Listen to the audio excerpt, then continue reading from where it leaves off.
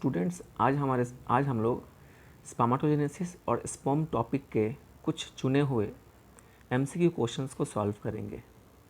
इस टॉपिक से related descriptive video already load किया जा चुका है, जिसका लिंक आपको डिस्क्रिप्शन में भी मिल जाएगा।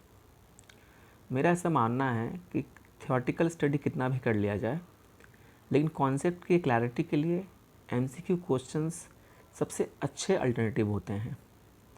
तो इस टॉपिक को हम लोग स्टार्ट करेंगे क्वेश्चन नंबर 105 के साथ। फर्स्ट क्वेश्चन हम लोग का है, क्लोपिन प्रोटीन ऑकर्स इन। देखिए, ये एक बहुत ऑड क्वेश्चन है। क्लोपिन प्रोटीन जो हम लोग पढ़ चुके हैं कि स्पर्म का जो हेड होता है, इस हेड में haploid number of paternal DNA होता है, और हमारे बॉडी के नॉर्मल सेल्स में जो डीएनए का ऑर्गेनाइजेशन होता है, तो वहाँ पे डीएनए के साथ हिस्टोन प्रोटीन होता है। बट स्पर्म का जो हेड होता है, इसके अंदर का डीएनए में हिस्टोन नहीं होता है, वहाँ पे प्रोटामाइंस होते हैं। प्रोटामाइंस, ये प्रोटामाइंस आर्जिनिन रिच बेसिक प्रोटीन होता है। ये डीएनए को बहुत ही कम जगह में कॉन्डेंस करके रखने का काम करता है। तो ये जो क्लोपिन प्रोटीन है, ये प्रोटामाइन का ही एक मिलता जुलता टर्म है, उसी से रिलेटेड टर्म है। तो इस क्वेश्चन का आंसर होना चाहिए option A, human sperm. Herring fish में ये क्लोपिन प्रोटीन ही बोलते हैं, प्रोटामाइन का जो अल्टरनेटिव होता है। Question number 106, during differentiation the spermatid remain. देखिए, स्पर्मेटिड का जब डिफरेंशिएशन होता है, यानी कि जब स्पर्मेटिड जब मैच्योरिटी की तरफ जब प्रोसीड करता है, तो उस समय आपको पता है कि सस्टेंटिकुलर सेल या सटोली सेल या नर्स सेल में ये एसोसिएटेड है नरिशमेंट के लिए। और यहाँ पे एक ऑप्शन है कुफर सेल, तो याद रखिएगा ये कुफर सेल लीवर में पाए जाने वाला फेगोसाइटिक सेल है।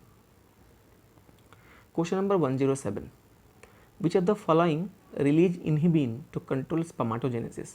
ये कंट्रोल करने की बात हो रही है। अगर स्पर्मेटोजेनेसिस अगर बहुत ज़्यादा हो रहा है, तो फिर सस्टेंटिकुलर सेल से या फिर जिसका नाम है सटोली सेल्स, वहाँ से एक हार्मोन निकलता है इनहिबिन। इनहिबिन मतलब इनहिबिट करता है प्रोसेस को, यानी प्रोसेस ये एक फीडबैक मैकेनिज्म की तरह काम करता है। अगर ज़्यादा हो गया स्पर्मेटोजेनेसिस, तो उसको स्टॉप करने के लिए, उसको कंट्रोल करने के लिए सस्टेंटिकुलर सेल से इनहिबिन निकलता है।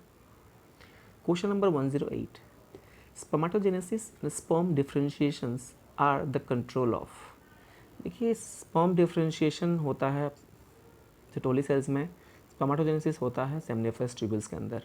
बट इनको कंट्रोल करने के लिए जो हार्मोन होता है मिल्स में, वो है आपका एफएसएच। एलएच से मैं बता दूं कि इसका रोल बहुत ज़्यादा ओव्यूलेशन के अंदर है। प्रोजेस्टेरोन, प्रेगनेंसी हार्मोन्स इसको बोलते हैं। पैराथायरॉयड हार्मोन जो है, ये कैल्शियम के मेटाबॉलिज्म में हेल्प करता है। सोडियम के भी, पोटेशियम और कैल्शियम के मेटाबॉलिज्म में हेल्प करता है। Question number 109, spermatogenesis process occurs in. इसमें ज़्यादा समय नहीं लेंगे, बहुत ही आसान क्वेश्चन है, तो ये आपको पता है इसका answer, seminiferous tubules. Question number 110, human sperm was discovered by. ये डायरेक्ट क्वेश्चन है, दिमाग में आपको रखना पड़ेगा। Leeuwenhoek. 111, with cell inclusion of the spermatid forms the acrosome of the sperm. देखिए, ये नॉर्मल सेल का मॉडिफिकेशन होता है ह्यूमन स्पर्म, तो इसमें जो गोल्जी बॉडी होता है वो एक्रोसोम बनाता है। ये एक डायरेक्ट क्वेश्चन है।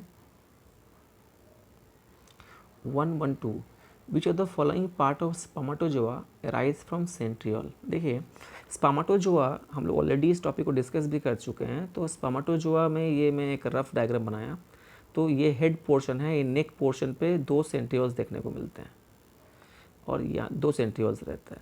एक को बोलते हैं प्रॉक्सिमल सेंट्रियोल, जो कि आफ्टर फर्टिलाइजेशन ये सेल डिवीज़न में टेक पार्ट करते हैं, और जो डिस्टल सेंट्रियोल जो थोड़ा लोअर साइड में होता है, वो सेंट्रियोल एक्सेल फिलामेंट के फॉर्मेशन में हेल्प करता है, यानी कि टेल के फॉर्मेशन में वो हेल्प करता है, क्योंकि एक्चुअल फिलामेंट टेल में मिल रहा है। तो इसका आंसर हो जाएगा टेल के फॉर्मेशन में। एक अच्छा क्वेश्चन है टेल के formation. Question number 113, which piece of sperm is called power house. तो जानते हैं पावर हाउस माने माइटोकॉन्ड्रिया, और स्पर्म के मिडिल पीस में माइटोकॉन्ड्रिया मिलता है। जनरली एक ह्यूमन में 50 to 75 माइटोकॉन्ड्रियाज मिलते हैं स्पर्म के, ह्यूमन स्पर्म में, ईच ह्यूमन स्पर्म में। Question number 114, the sperm producing substance of enzymatic nature of sperm lysine. देखिए स्पर्म के अंदर जितने भी एंजाइम्स मिलते हैं उसको हम लोग एक साथ बोलते हैं स्पर्म लाइसिन, और उनमें मैमल्स में इसको बोलते हैं हम लोग हायालुरोनाइडेज। ग्रुप ऑफ हायालुरोनाइडेज क्या करता है, ये जो ओवम है इसके चारों तरफ जो सेल्स रहते हैं जिनको हम लोग बोलते हैं कोरोना रेडियाटा, तो कोरोना रेडियाटा के जो सेल्स रहते हैं वो आपस में सीमेंटिंग रहते हैं एक ग्लू लाइक प्रोटीन से। इस ग्लू लाइक प्रोटीन को बोलते हैं हायालुरोनिक एसिड। तो जब स्पर्म इसको on the way of piercing this layer, तो इसको एक्रोजोम से हायालुरोनाइडेज प्रोड्यूस करना पड़ता है, निकालना पड़ता है, जिसके चलते ये हायालुरोनिक एसिड जो ग्लू है वो ब्रेक डाउन होता है और इसका पथ जो है क्लियर होता है। Question number 115, the human sperm was first discovered by, ये क्वेश्चन रिपीट हो गया है बाई चांस, तो Leeuwenhoek. Spermiogenesis is a process in which, direct question है, मैं डिस्कस पहले भी कर चुका हूँ अपने डिस्क्रिप्टिव वीडियो में। तो जब स्पर्माटीड स्पर्माटोजोआ में जब कन्वर्ट होता है तो उसको हम लोग बोलते हैं स्पर्मियोजेनेसिस। ये बाकी के जो यहाँ पे 2, 3 और 4 पॉइंट्स है इनको भी आप लोग डिस्क्रिप्शन से जाकर समझ लीजिएगा, वो मैंने वहाँ पे दिया हुआ है। Question number 117, in gametogenesis reduction division take place during. देखिए गैमेटोजेनेसिस में 3 प्रोसेस एक के बाद एक होता है इन जनरल। पहले वाले को हम लोग बोलते हैं मल्टीप्लीकेशन, उसके बाद आता है ग्रोथ, और उसके बाद आता है आपका मैचुरेशन। मल्टीप्लिकेशन में मेटोसिस होता है, ग्रोथ पूरा सेल डिवीज़न के पहले ग्रोथ होता है, अब मैचुरेशन डिवीज़न में होता है मियोटिक डिवीज़न। यानी मैचुरेशन डिवीज़न में मियोटिक 1 और फिर मैचुरेशन के सेकेंड स्टेप में मियोटिक 2। तो यहाँ लिखा है क्वेश्चन में कि गैमेटोजेनेसिस रिडक्शन डिवीज़न, तो याद रखिए मियोसिस 1 और 2 में मियोसिस 1 को हम लोग बोलते हैं ट्रू रिडक्शनल डिवीज़न, क्योंकि क्रोमोसोम नंबर वहीं पे 2n से n होता है फर्स्ट मियोटिक डिवीज़न में। तो इसका मतलब हुआ कि जो फर्स्ट मैचुरेशन डिवीज़न है इसको हम लोग बोलते हैं मियोसिस 1, वहाँ पे रिडक्शनल डिवीज़न टेक प्लेस करता है। Question number 118, which type of division take place during second maturation division. देखिए सेकेंड मैचुरेशन डिवीज़न मियोसिस के बारे में एक शॉर्ट में बता दूं, ये मान लीजिए कि एक 2n सेल है, अगर मियोसिस होता है तो मियोसिस 1 जब होगा तो इसमें क्रोमोसोम नंबर ऑलरेडी हाफ हो जाता है मियोसिस 1 में ही, और जब मियोसिस 2 होता है तो उसमें क्रोमोसोम नंबर सेम रहता है, सेल का नंबर बढ़ जाता है, यानी 4 सेल बनेंगे n haploid number of chromosomes वाले।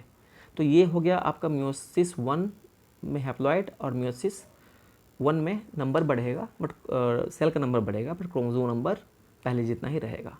तो टू रिडक्शनल डिवीज़न हो गया मियोसिस 1, और मियोसिस 2 में क्रोमोसोम नंबर तो सेम रहता है। तो उस रेस्पेक्ट से इस क्वेश्चन का आंसर देखें आप कि which type of division take place during second maturation division, तो इसका होना चाहिए इक्वेशनल डिवीजन, क्योंकि जितना है n का n ही रह रहा है। अब है मेमालियन स्पर्म हेड इज, तो मैमल का जो स्पर्म है उसको आप देख रहे होंगे कि मैमल का स्पर्म का हेड इस तरीके से होता है, ऐसा होने का मतलब है spoon like. Question number 120, which part of sperm इंटर्स in egg in human. ये एक बहुत ही कॉन्सेप्चुअल क्वेश्चन है।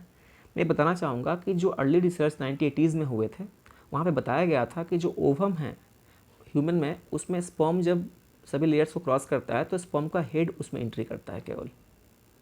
बट अभी के जो रिसेंट रिसर्चेज हैं उनके पेपर को अगर देखें, हल्का भी अगर देखा जाए, तो बता रहा है कि in case of human being ये पूरा का पूरा कंप्लीट स्पर्म एंट्री करता है। अब एक कॉन्सेप्ट और हम लोगों ने पहले पढ़ा था या सुना था कहीं पे कि स्पर्म का हेड केवल एंट्री करता है, तो चूँकि हेड के अंदर में सिर्फ मेल डीएनए का हैप्लॉइड डीएनए रहता है, तो इसका मतलब है कि जो माइटोकॉन्ड्रिया कॉन्सेप्ट था कि जितने भी माइटोकॉन्ड्रिया हैं सबके सब मैटरनल ओरिजिन के होते हैं। ये कॉन्सेप्ट अभी तक हम लोग के पास था कि हम लोगों के बॉडी में जितने भी माइटोकॉन्ड्रियाज हैं सब मैटरनल ओरिजिन के हैं, पैटर्नल ओरिजिन के नहीं हैं, क्योंकि पैटर्नल ओरिजिन के जो माइटोकॉन्ड्रियाज हैं वो बाहर ही सेड ऑफ रहते हैं।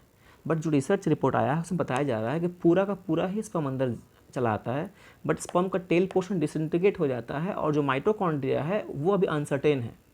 एक थ्योरी बोल रही है कि चूँकि बहुत सारे ह्यूज क्वांटिटी में माइटोकॉन्ड्रिया ओवम के रहते हैं, तो उस और उनके अंदर का डीएनए भी बहुत ज़्यादा रहता है ओवम के अंदर, तो ह्यूमन के मैन की तरफ से जो डीएनए आता है इसके अंदर में वो उसमें कहीं ना कहीं डाइल्यूट हो जाता है।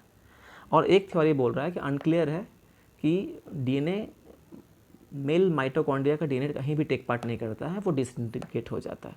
तो बस हम लोग को जो क्वेश्चन का जो हम लोग का स्कोप है वो इतना है कि which part of the sperm inter in egg in human, तो ये तो क्लियर है कि कंप्लीट स्पर्म जाता है according to recent research report.